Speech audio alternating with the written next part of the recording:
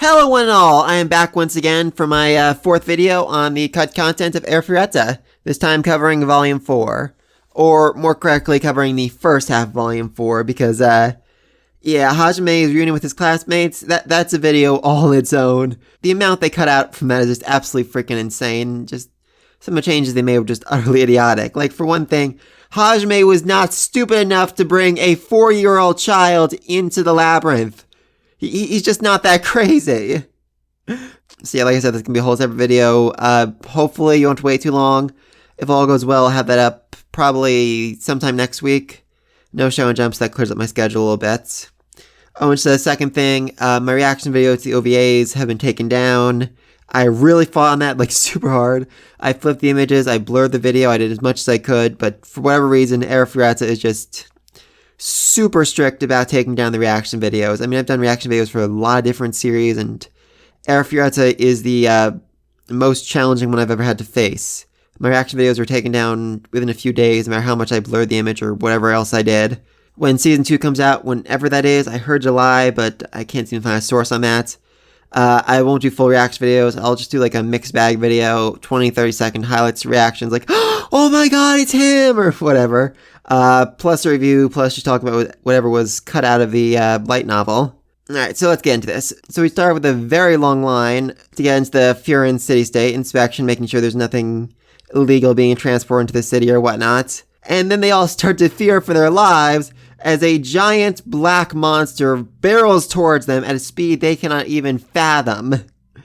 And then it stops, and a guy gets out with 3 cute girls, and they are all very confused. But then they notice the girls, and they stop caring about this strange black contraption that defies everything they know and understand about magic, or reality, or physics, and instead just focus on how cute the girls are. Because of course they do. And of course his party has to wonder, Hajime, weren't we trying to avoid being made enemies of the church and declared heretics? And you know, Hajime's reasoning is fairly sound here. Hey, listen, I just killed like 60,000 monsters in a day. I'm fairly certain within a few days the entire world's gonna hear about that. So there's not a whole lot of reason for me to hide anymore. Oh, also, Shia, you don't have to wear a collar anymore, because we no longer have to pretend you're a slave. I don't care if people think it's weird. But Shia is actually really against this, because even though it's a collar, even though it marks her as a slave, it was the first thing that Hajime ever gave her. And so it's special to her. Instead, Hajime uses his synergy powers, turn into a very fashionable collar instead, using some of the jewels he has tucked away in his treasure trove, and she loves it, and she's so happy. Oh, good for you, Shia.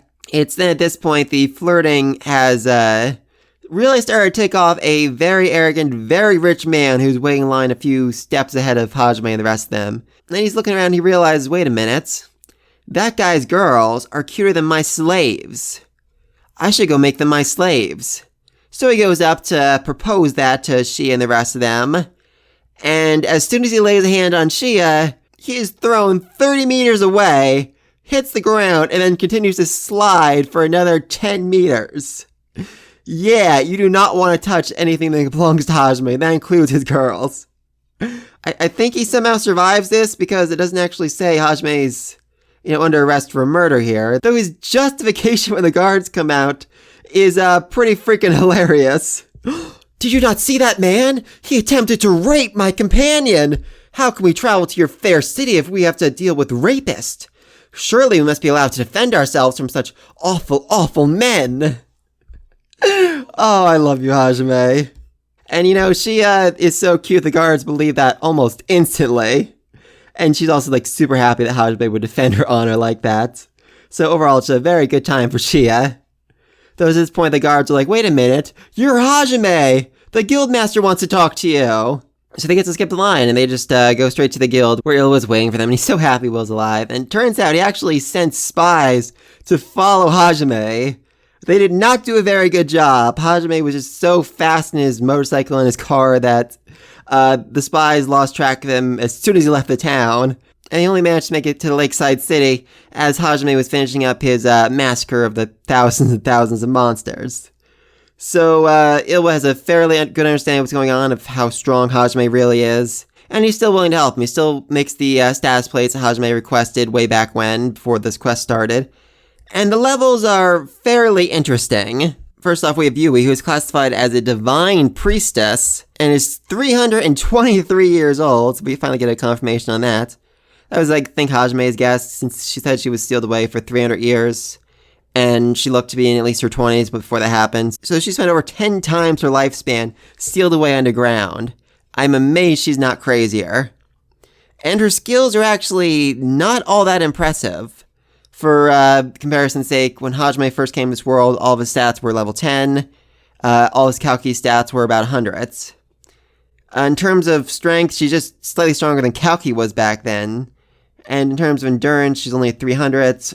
Resistance 60, agility 120. So, yeah, she's fairly weak. I mean, her magic and magic resistance are basically about 7,000, so she makes up for that, but she is very much a glass cannon.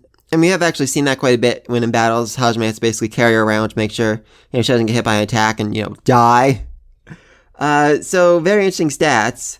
Though, oddly enough, she is still, in fact, much weaker than Hajime, which, interesting. Hajime's magic level was, I think 15,000 at the end of the first light novel. So, that's a very big difference. Though, of course, Hajime has no magic affinity, so he can't actually use the same huge spells she can, but very curious. I wonder if there's a way he can, give her some magic, or they can share magic so that she can use him to make the spells. Maybe she does kind of do that when she sucks his blood. Anyway, as for skills, she has automatic regeneration, which includes pain dampener, all elemental affinity, spell melding, mana manipulation, which includes mana emission, mana compression, remote manipulation, increased efficiency, and ether absorption. No idea on a whole lot of those. Image composition, which allows the wielder to use imagined magic circles in lieu of real ones. That's why she can basically just use magic without having to draw anything or do any chants or anything like that. Which includes increased imagination. I love that's a skill. Multiple spell image composition, delayed casting. Blood conversion, which includes body strengthening, mana conversion, stamina conversion, mana strengthening, and blood oath. Which increases the effectiveness of blood-sucking abilities when the blood belongs to the contracted. Interesting. Does that mean if she marries Hajime, she gets more power when she sucks his blood? I'm curious about that. High-speed mana recovery, creation magic, and gravity magic. So yeah, a whole lot of craziness there. Next up we have Tio, who is 563 years old. Wow, that girl be old. She'd be really old. And she's classified as a guardian. Now, besides her magic and magic defense, all of her stats are between about 500 and 1,000. But that's only in her human form. When she transforms into a dragon, her stats go to around 3,000 to 6,000.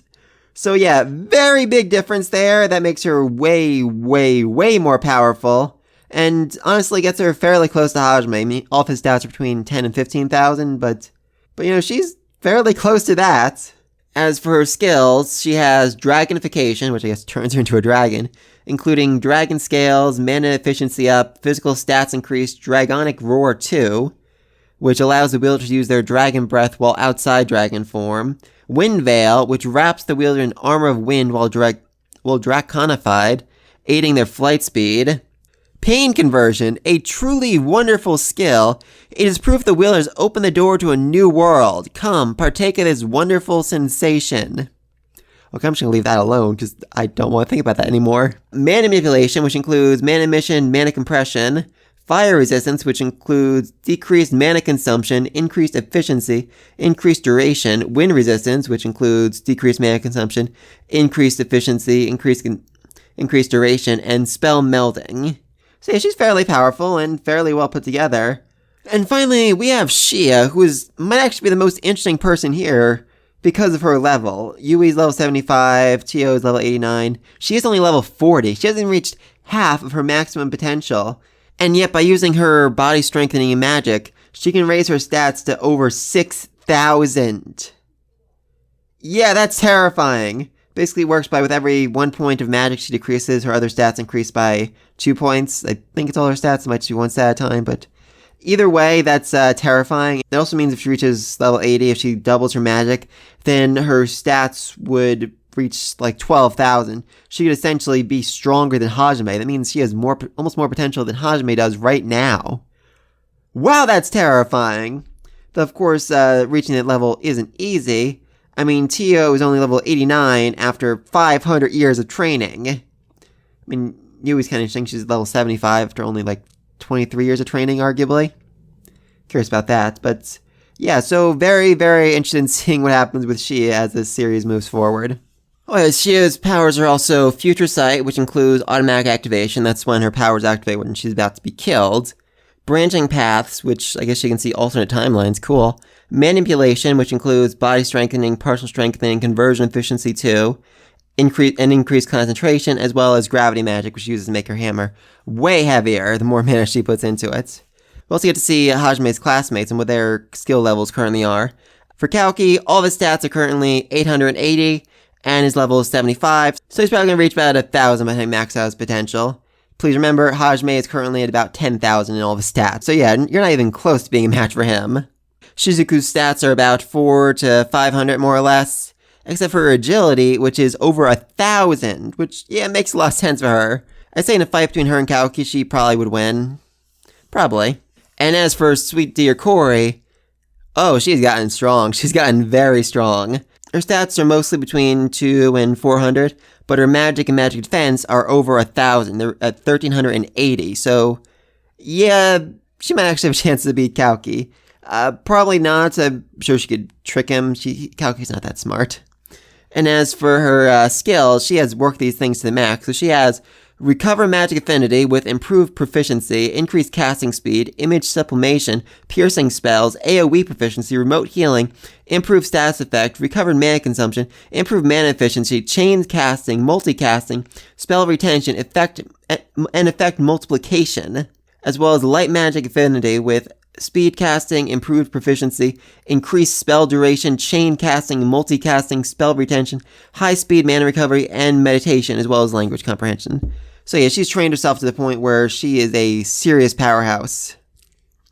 Anyway, yeah, so after Iwa sees all the stats, Hajime asks him, "So, are you gonna turn me into the church now?" And he's a little taken aback by this. I mean, for one thing, he views Hajime as basically his savior, so there's no way to turn him in. What kind of awful person do you think I am? But for another, he basically realizes, okay, if I turn you into the church, you're gonna kill me. And maybe the entire guild. So yeah, at this point, he views Hajime as being more powerful than the entire guild. That is terrifying. That is terrifying. So, but he promises to give Hajime all the support he can, even promises to make him gold rank. So in the manga, it seems like he was given silver rank, and then he needs to go back to where it all started so that he can get recommended for the gold rank. I'm a little unclear on that. So he automatically just fast tracks him to gold rank, even says, you know, normally there's a whole ceremony and all that, but I'm the guild leader, so I can just skip that. And he even says he's excited and terrified for the future Hajime is going to create. He shouldn't be, you know, he's one of the haves, he's one of the people that are living his best life, that are living well in this world, but he knows Hajime is going to destroy it all and build a new one. He just cannot wait to see what it is. He also puts Hajime in on the penthouse of a guild-managed inn, not this little inn we see in the anime, a inn with 20 stories. This is a 20-story building in a medieval setting. I so wish we'd seen that in the anime. I mean, seriously, this thing has 4 separate bedrooms and a living space, and it's all so nice. I really wish we'd seen this in the anime. It really ticks me off. Also, I kind of waited for this video just because I wanted the manga to come out so I could see what this building actually looked like before I did this video. Anyway, then when he's sitting there relaxing, Will's parents show up. Count Grail and Countess Soraya. And Hajime quickly sums up and says, you know what? These people are really nice. So because they're very nice, I'm going to be nice to them because that's how you're supposed to behave. And Shia and Tio are so utterly terrified by this, they call for a doctor because they think Hajime has lost his mind. So Hajime throws them out the window. The window on the 20-story tall building. And his justification is they needed some air. Yeah, so Grill and Soraya, they're a little bit shocked by this, to the point where they're kind of questioning their own reality. They're wondering, did I just really see that? And after a while, as Hajime is talking so normally, Grail's forced to ask, anyway, if I may be blunt, didn't you just throw your 2 companions out of the window? At this point, though, they crawl back up the 20 stories, back in the window, and Hajime shoots them, and they fall back out again, and Soraya passes out, and Will has to catch her. Yeah. So instead of Hajime being nice and just asking them to give him a hand when he needs it down the road, it comes off more as he is threatening to murder them if they don't help him. But whatever works, whatever works. Anyway, then Chia says she wants to go on a date with Hajime tomorrow, which was her reward for saving Aiko's life in the last volume. And Hajime's a little against this because they still have so much shopping to do. But Yui's being really supportive here, so she says, Tio and I will go do the shopping. You and Shia go have some fun. And in exchange, you and I are going to have some alone time tonight. Which then leads to Tio and Shia sneaking up to the roof and watching the experience in awe, wondering how Yui didn't break from it. At which point they are caught and severely punished. Moving on. So the date. Moving on, the date. We actually get an outfit change, which we did not see in the anime or the manga, sadly enough. She was wearing a very nice white dress instead of her usual combat outfit. And when Hajime warns her to be careful or she'll fall, she does actually fall and he has to catch her. Though Hajime justifies it by saying he didn't want anyone else to catch her and use the chance to grab a feel. Anyway, then go to the aquarium. It's actually very different. The glass is so thick you can barely see the fish, and there was these steel lattices all around it. So apparently this world hasn't figured out how to make super strong plexiglass. And yet they have 20-story tall hotels. I have a lot of questions about how the elevator would work in that building. Anyway, then Hajime finds a fish man, and he actually is very impressed by him and says he sounds really cool. They end a whole conversation, and they learn that monsters, aside from his own species, essentially have no will. And even he, this fish man monster himself, has no idea where monsters come from. That's interesting. That is very, very interesting. I'm very curious about that. I'm fairly certain, it's the work of the gods to train humans for their own amusement or whatever, but anyway, so Hajime and the fish man start becoming very close together. They even start calling each other Fish-san and Young Haj. Eventually, Hajime even calls him a man among men, and the first male friend he'd made since coming to this world. Though he's a little bit upset that the first male friend he made is a fish, but hey, take what you can get. We also finally get some answers on exactly how Hajime managed to break this fish out of the aquarium. I made a few separate ideas, some teleportation skill or some way of stealth tech so that no one notice.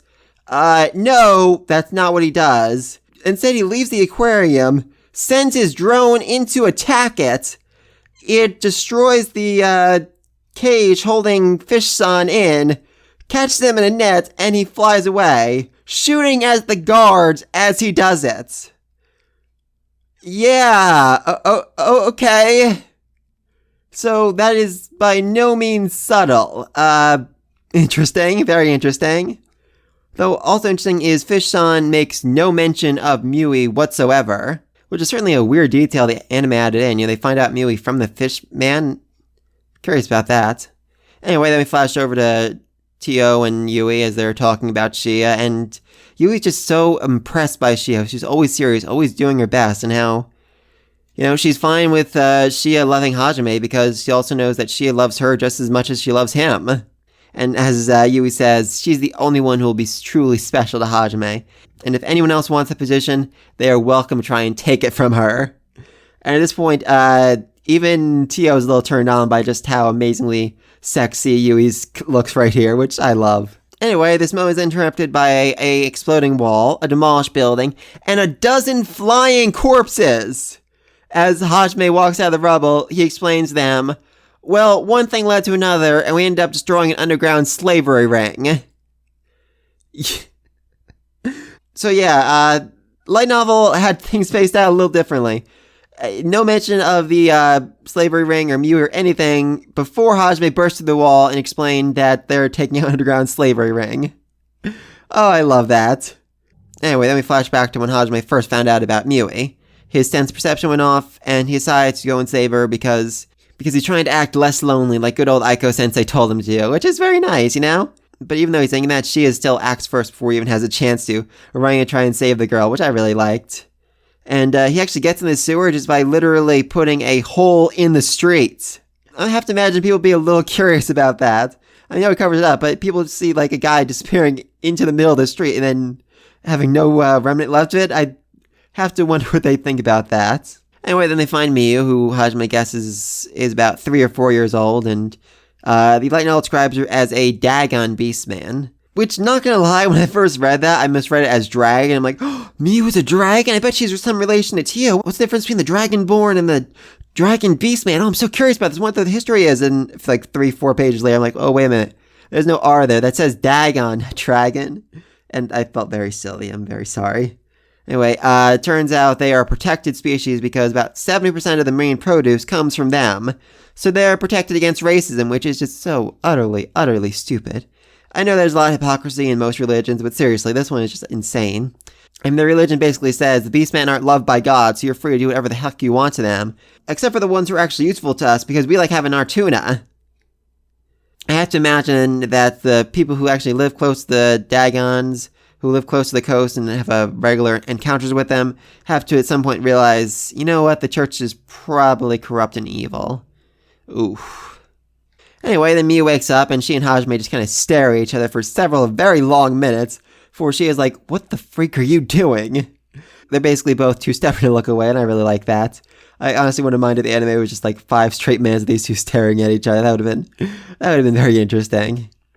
Anyway, very, very big difference here, though, is that they don't go to this like water wheel house outside of town to clean her up. They just do it in the middle of the alley, which...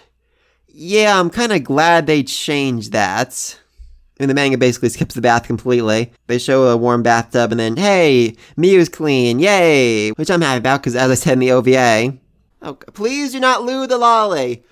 So yeah, that's nice. It was interesting that Hajime took out clean water from his treasure trove, from the ring he keeps on his finger. That's very interesting. It said that the treasure trove is basically almost limitless in how much space it can hold. So could he just like absorb an entire lake into it and then drown enemies that are coming after him? I think it'd be really cool. Very curious about that. Anyway, then Hajime goes to buy her clothes, and the clerk gives him a very dirty look for buying underwear for a little girl, which, yes, that's fair. A clerk should give him a dirty look for that. So then they decide to bring her to the safety division, and it's a very painful moment for her. She's scratching, screaming, and crying as Hajime carries her to the place, and it even says, they would have assumed he was a kidnapper if she wasn't standing right behind him. And then as they part ways, she asks, Oni-chan, do you hate me? And oh my god, that's utterly heartbreaking. Anyway, then the safety division building explodes, and surprisingly enough, nobody's actually dead from that. But it's still enough to tick off Hajime where he decides, you know what?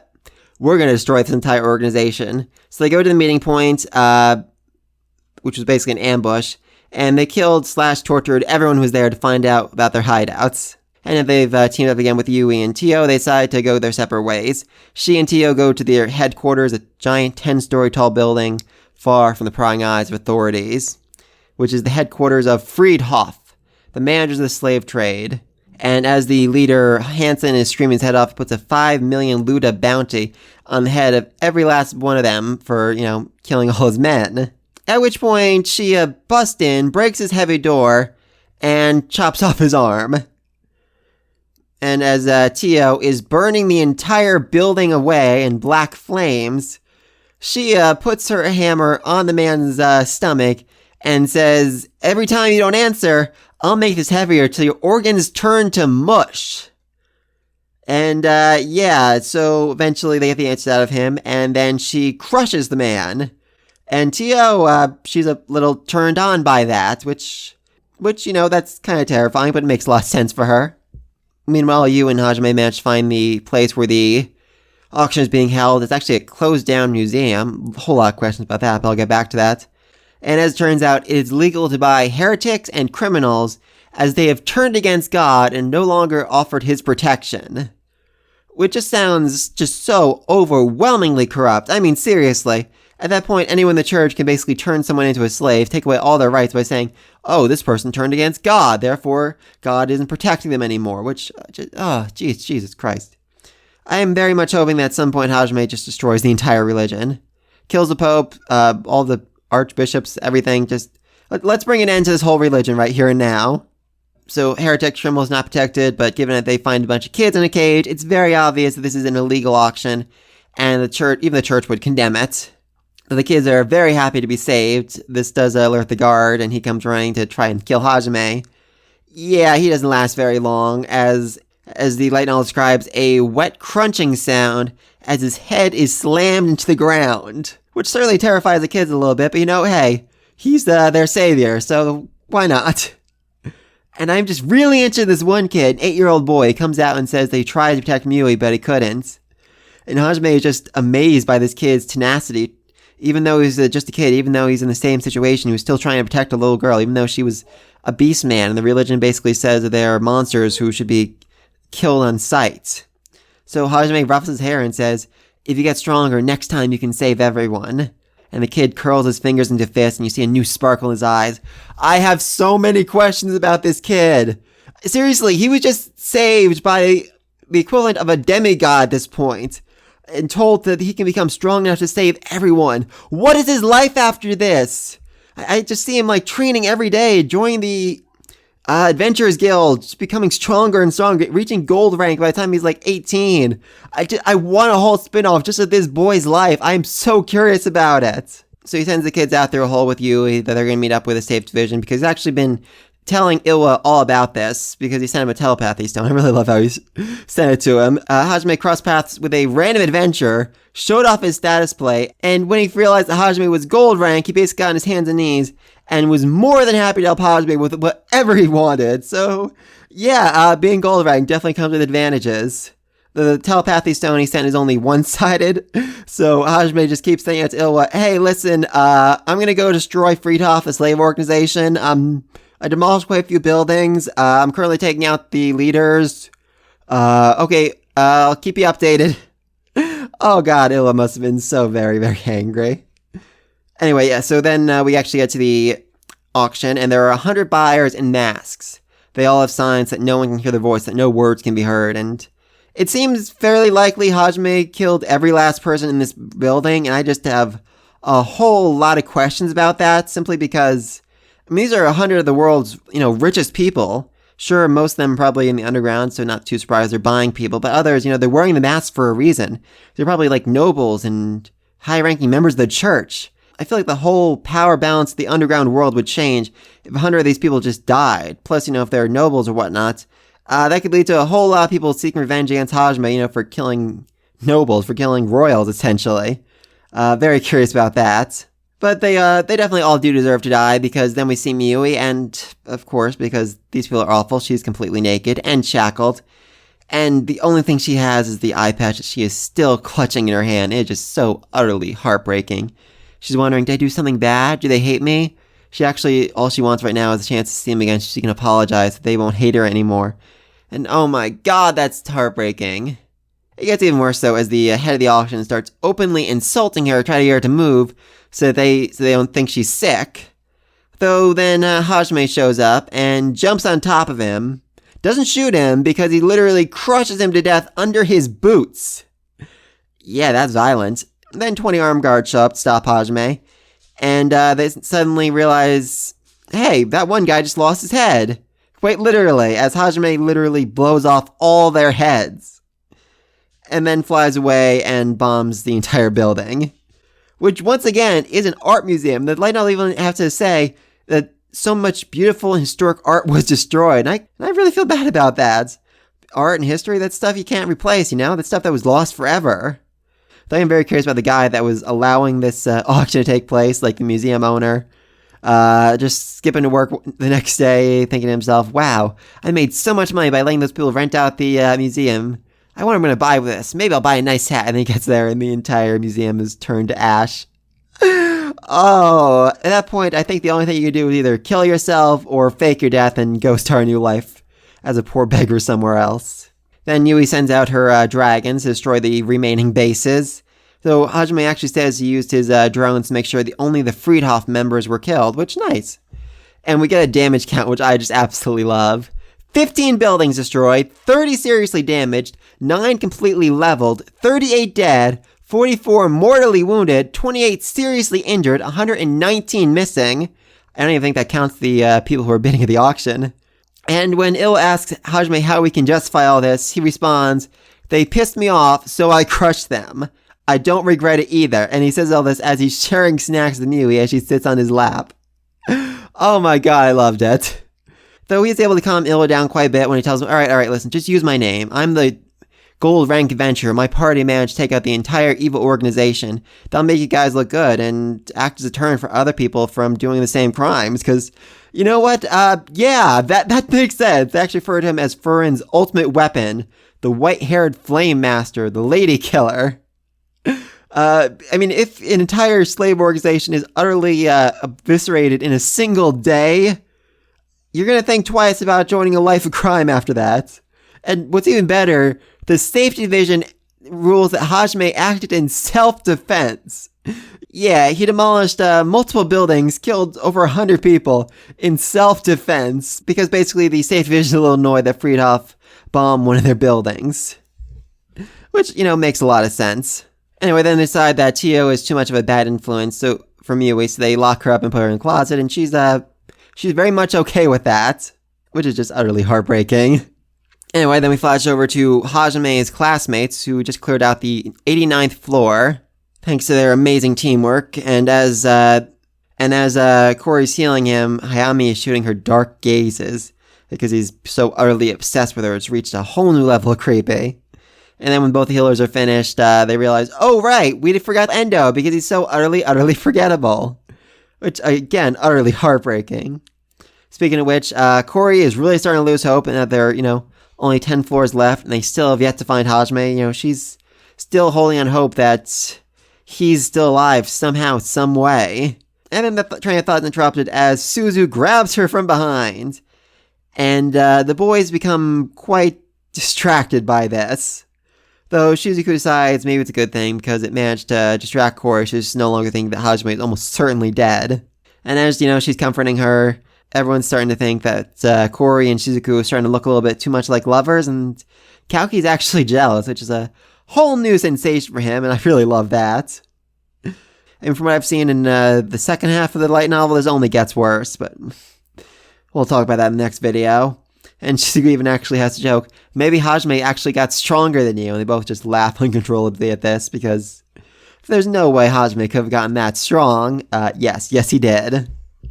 Anyway, they get to 90th floor, find no monsters, and Shizuku, she wants to head back, but Kaoki decides, you know what, no, I'm sure I can handle whatever is coming. He's way overly arrogant, even when they all realize, hey, this is probably a trap. And, you just gotta hate Kaoki, honestly. Because he gets into a whole argument with the demon when she first pops up, because she calls his golden armor ridiculous. Like, yes, you have bigger things to worry about than the fact that she doesn't like your armor. God, he is so petty, it's actually sad. Seriously, no one's ever criticized him before, so he's not used to it. It's really pathetic, honestly. And while Shizuku and Nagame just want to run away right here, right now, Kaoki decides to antagonize the demon instead, which completely ruins their chance of running away, and then they both get thrown through the air and knocked to the ground and severely injured. Though this is when Corey just really shows her stuff, and, I mean, seriously, when in the anime she said she was leaving the party, I'm like, alright, well, they lose their healer, they just have to be a little more careful. No, she's the only reason they were not brutally murdered in this fight here.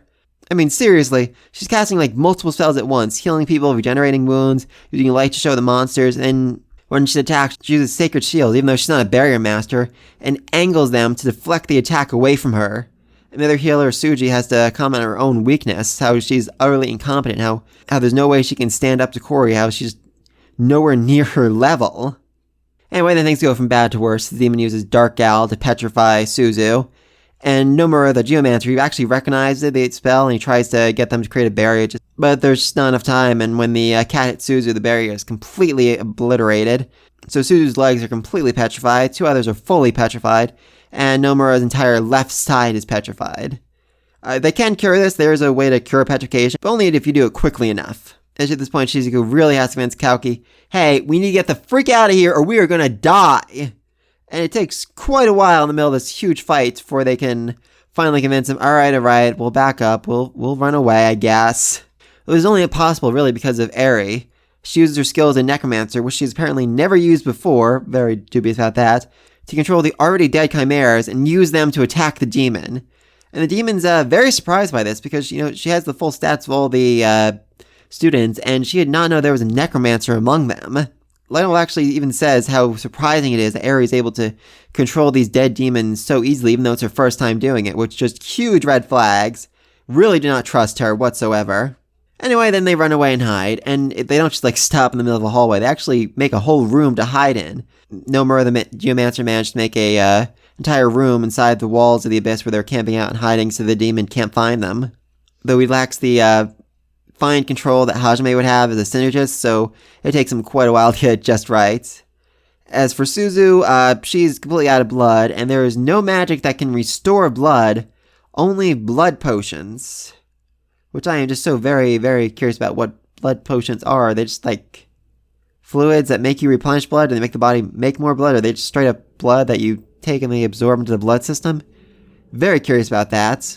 Anyway, and finally with the story of good old Endo, who has used his stealth skills to make his way all the way back up to the 70th floor in a remarkable short amount of time, to warn Captain Mel. He's not there for backup either, because the Knights would have absolutely no shot against the demons. They would be utterly obliterated. I mean, even high-ranking adventurers probably wouldn't be able to put a dent in the demon at this point. No, he's going there to warn them that, hey, listen up, the demons have gotten way stronger. They've somehow managed to find a way to not only control monsters, we knew they could do that, but they control way stronger monsters, and somehow the monsters still have a will to them. So that's utterly terrifying. You need to be aware of that, and there's a fairly good chance we're all going to be killed by those monsters at some point. And then his plan is to go back. The captain gives up all the Knights give all their potions to him to carry on back to give to the rest of them so they can heal up, recharge, hopefully do better in round 2 against the demon now that they know what she's actually capable of. But before he goes, Captain Meld gives him one final order. Make sure you at least bring Kauki back with you. And this is just utterly, utterly heartbreaking. I mean, Captain Meld is not a horrible person, which actually makes this way worse. He does want all the kids to survive. He does feel responsible for them. He does want to protect them. He does want to keep them safe. But he knows that for the sake of humanity, for the sake of their entire species, they need Kauki. They need the legendary hero. They need him to come back out of his life so he can keep going, so he can keep getting stronger, so he can one day manage to defeat the demons. And if he dies, humanity's basically over. So it's with a heavy heart he gives the order, but Endo agrees to it. He says, I'll make sure to bring him back no matter what. And then they're attacked by the demon, who assumes that the entire party was on their way up here. The whole class was coming to 74 so they can retreat, but is fairly surprised to see just Endo. And she realizes, dang it, now I need to go back to all 20 floors and search every single one of them for the students, which certainly explains why Endo had enough time to reach Hajime and why they have enough time to go all the way to the labyrinth, all the way through it, all the way back down to the 90th floor. I mean, in the anime, it's certainly depicted these two things are happening at the same time. Like, while Endo's talking to him in the guild hall, they're being attacked by the demons. No, there's probably a very, very long period of time between these two moments. But the knights managed to hold off the demon and the monsters for long enough so Endo can break through the magic circle to go to the other side, and he immediately starts destroying the magic circle to make sure the monsters can't follow him. And the knights who are there on the 30th floor, they immediately try to stop him because they don't recognize him, because Endo is that freaking forgettable. But by the time they do, they realize it's too late. The Chimera has already managed to make it through, and these knights have no chance against him, but Endo managed to destroy the magic circle, and with them essentially being bait to lure the Chimera away from him, he manages to get behind him, deliver a deadly blow to the back of his head, and kill it. He kills a freaking Chimera almost by himself. Very impressive. But all of the knights on the 30th floor are now dead. They've all fallen. The Chimera killed every last one of them, and so Endo is just standing there, surrounded by corpses, knowing that he left his friends to die, knowing that they're probably going to die, knowing that it's all utterly hopeless. But he still takes a swig of the stamina potion and makes a run for it. Makes a run back to the top, back to the surface, to get to the guild hall, to get people, to find someone, some way to save his classmates. And I just freaking love this.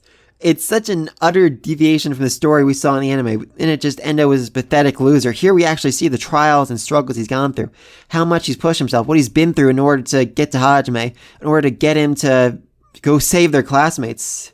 It was not easy for him leaving his classmates. It was not easy for him leaving Captain Mel. It was not easy for him watching as all the other knights were killed, as he helplessly fought against the Chimera. And yet, he did it. He did all that for the slim possibility there was some way, somehow, he might find a way to save them. And that was Hajime. That's why he's so utterly desperate, not just because it's not just to defend his classmates, because of all he's been through to save them. So yeah, definitely raised my opinion of Endo. I'm excited to see what else happens with him. Hopefully we see more of him in Season 2 or Volume 5 of the light novel. Excited for that. And I think that's what we're going to call today. And just, Jesus Christ. I intended this video to be short. I only covered half the light novel. I'm still sitting at well over an hour and 15 minutes of time recorded. Just, Jesus Christ, I'm beat. So yeah, definitely a good thing I split this into 2 videos, or else this would end up being a 3-hour long video, and I don't think anyone would have sat through all of that. But for anyone who does make it to this point, very much appreciate it. These cut content videos are probably some of the most interesting ones to make for me. They require certainly a lot of work, the reading, the taking notes, the comparing back and forth, but I just love gushing about this series. I really like it. I really cannot wait for Season 2 to come out, whenever that is. Like I said before, Part 2 of this video is going to be up in probably early next week. That's the game plan. I have a few other things I want to do before then, but we'll see about that. But anything, all this down below. Be sure to like and subscribe to this next video. Until then, peace.